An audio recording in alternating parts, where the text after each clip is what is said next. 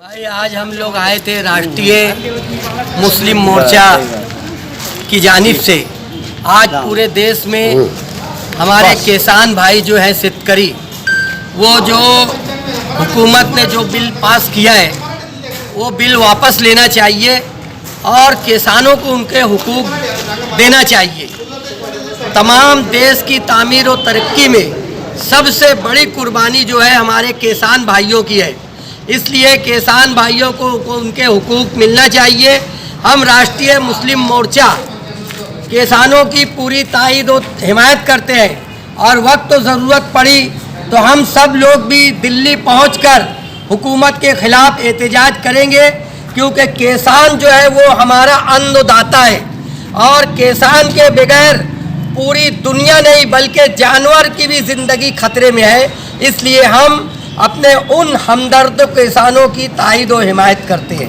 जब से देश आज़ाद हुआ है तब से देश की तरक्की में सबसे ज़्यादा रोल अदा करता है शेतकरी किसान। किसान फसल बोता है तो हम पेट भरते हैं, और वही किसानों को ये सरकार जो हिटलर शाही सरकार है वो एक आदेश निकालती है तो उनके खिलाफ कितनी भी ताकत लगा दे वो वापस नहीं लेते।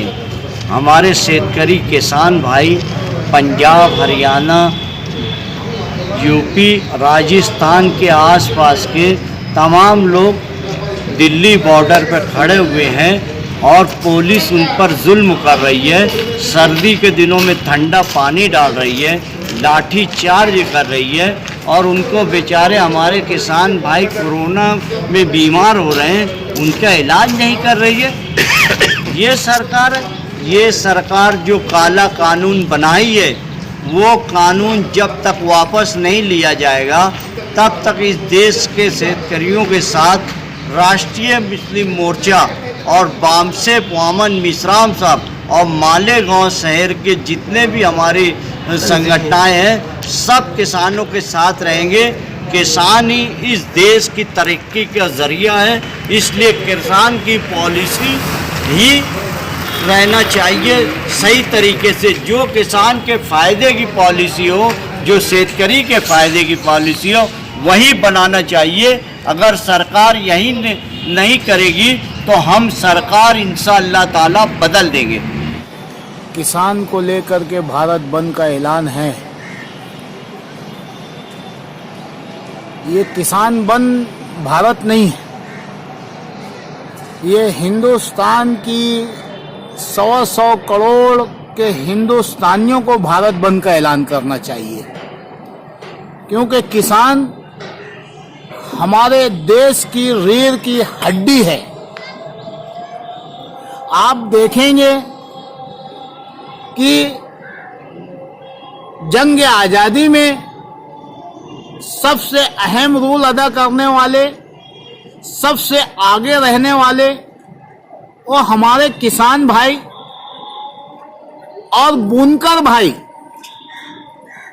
गरीब बुनकर जो अपने पावर लूम पे एक किसान धरती का सीना चीर के हम तक का 2 वक्तों की रोटी का अनाज का इंतजाम करके देता है मेरा वो किसान, आज मुल्कों का सीएम और पीएम और जितने मंत्री मिनिस्टर है ये आज 2 वक्तों की रोटी खा रहे हैं, तो ये मेरे किसानों की देन है।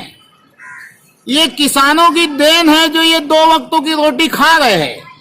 अगर जो किसान अपनी हल ना चलाए, धरती का सीना चीर करके, और इन किसान अगर जो हमें अनाज ना पहुंचाए तो ये क्या खाएंगे? चाइना का झुनझुना खाएंगी क्या ये सरकार? इसी तरीके से बुनकर हजरात जो ये खादी के कपड़े पहन के घूम रहे हैं ना, कॉटन के कपड़े पहन के घूम रहे, ये गरीब बुनकर मजदूर पावर लूम पे अपनी खून पसीने की मेहनत से उसी किसान के तर्ज पे मेहनत करता है और अपना कपड़ा तैयार करके तुम्हें सजा के देता है। आपकी बहन बेटियों को साड़ी बिन के देता है कि मेरी बहनें पहने। कल भारत बंद का जो ऐलान है, मैं मालेगांव आवामी पार्टी महाराष्ट्र अध्यक्ष के नाते मैं इन दोनों किसानों को, किसान और बुनकर दोनों को अपनी हिमायत और तायद देता हूं और इन किसान के लिए जरूरत पड़ी रास्ता रोकने के लिए हम रास्ता रोकने के लिए तैयार, जरूरत पड़ी नेशनल हाईवे बंद करने के लिए हम नेशनल हाईवे बंद करने के लिए तैयार, हमारे किसानों के लिए जेल जाना पड़ा तो हम जेल जाने के लिए तैयार। आज की मौजूदा सरकार सेंट्रल में बैठी हुई, ये सरकार से तो अंग्रेज भी शर्मा गए हैं। ये अंग्रेज से भी खतरनाक पॉलिसी इस्तेमाल कर रहे हैं। जो किसान, जो मजदूर, जो हिंदुस्तानी देश को चला रहा है, ये उसी को तोड़ने के लिए तैयार बैठे हैं। ये इनकी मेंटेलिटी है, ये मुल्क को बर्बाद कर देने और तबाह कर देने वाली है।